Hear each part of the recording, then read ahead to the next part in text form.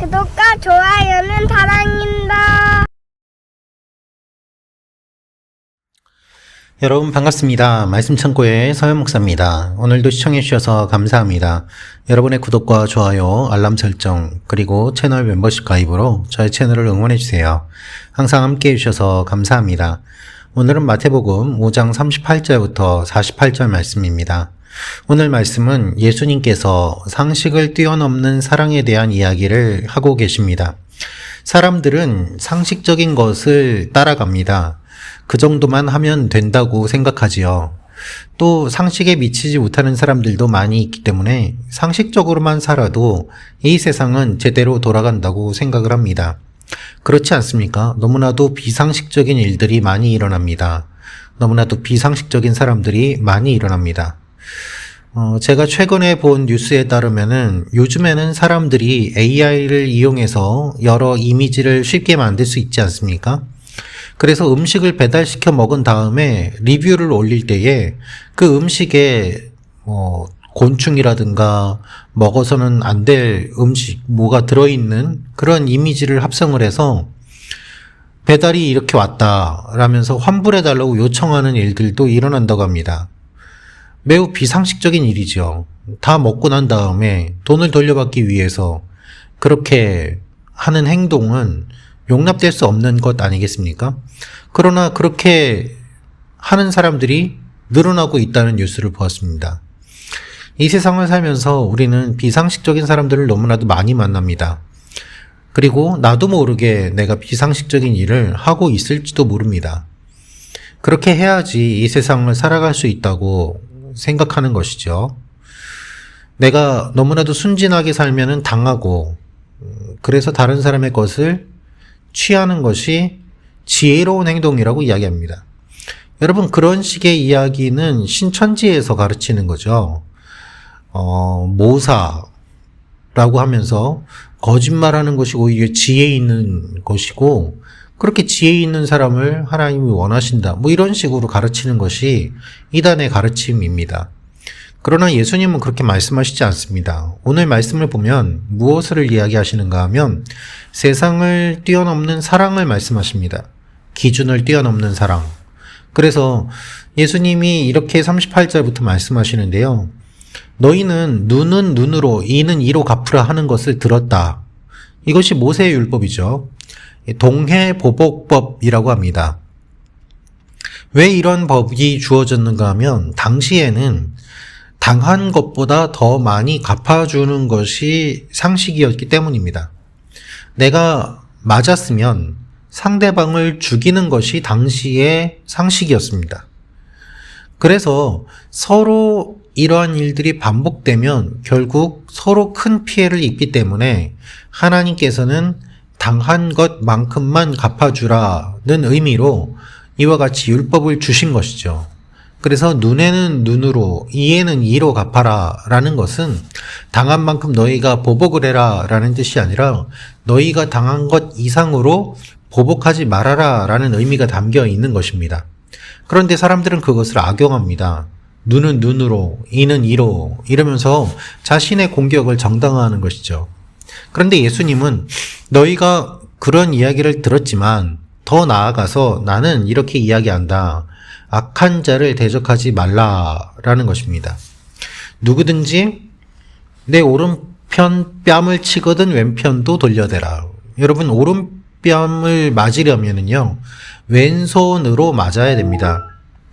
왼손으로 맞는다는 것은 매우 모욕적인 행동을 의미합니다.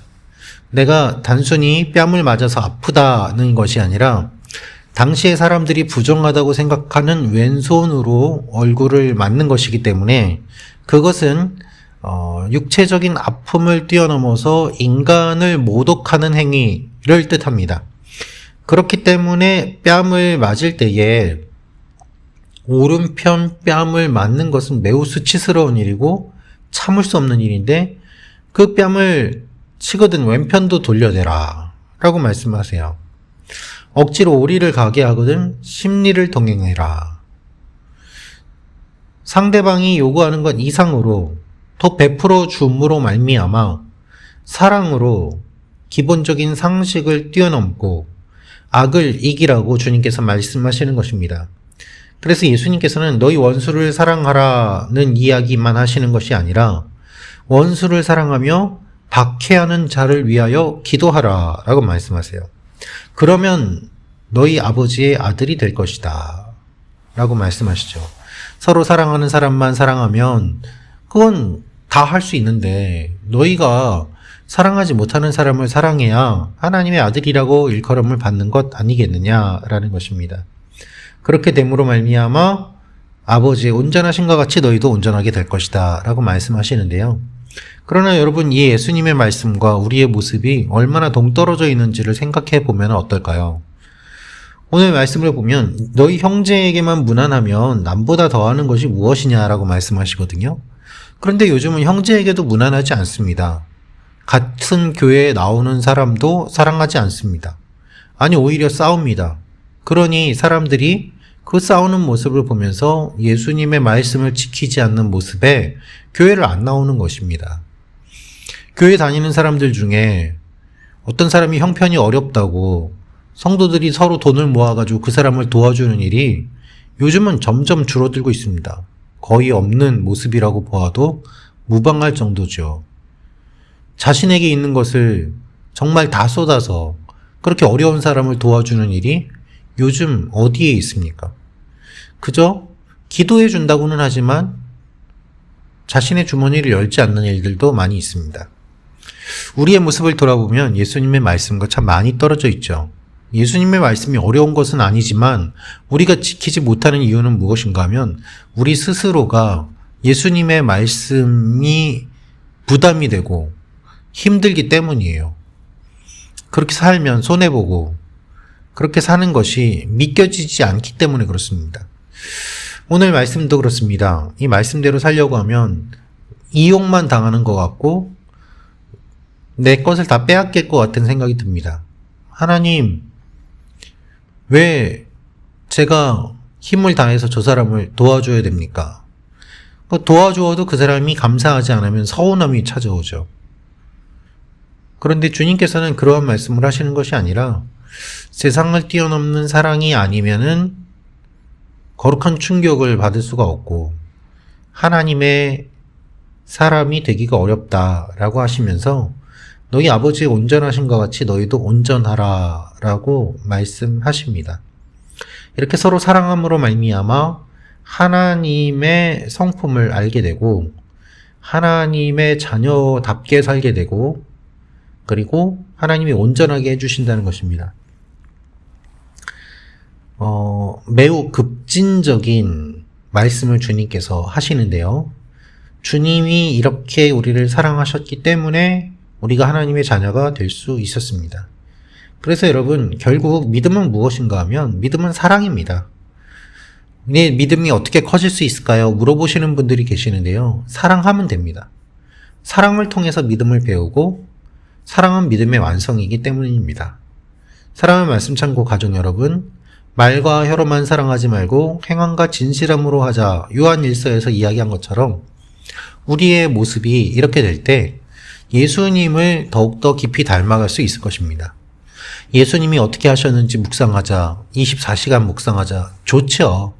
그런데요, 여러분, 묵상으로는 잘 안 되고요. 주님이 사랑하신 것처럼 사랑하면 됩니다. 그것이 주님께서 우리에게 원하시는 것입니다. 우리 모두가 그러한 삶을 살아가도록 하나님 앞에 기도해야지 가능하게 되는 것이죠. 나의 힘으로는 사랑할 수 없기 때문입니다. 먼저 주님의 사랑을 경험하고 그 사랑을 이웃에게 나누는 것, 그것이 하나님이 우리에게 원하시는 삶입니다. 이것이 믿음의 전부입니다. 오늘도 이 주님의 말씀을 기억하며 주님과 동행하며 나아가는 여러분과 제가 되기를 소망합니다. 기도하겠습니다. 참 좋으신 아버지 하나님, 주님이 사랑하라고 하십니다. 우리가 사랑하지 못합니다. 주여 우리를 불쌍히 여겨주시고 주님의 사랑으로 우리를 충만히 채워 주옵소서. 예수님의 이름으로 기도합니다. 아멘.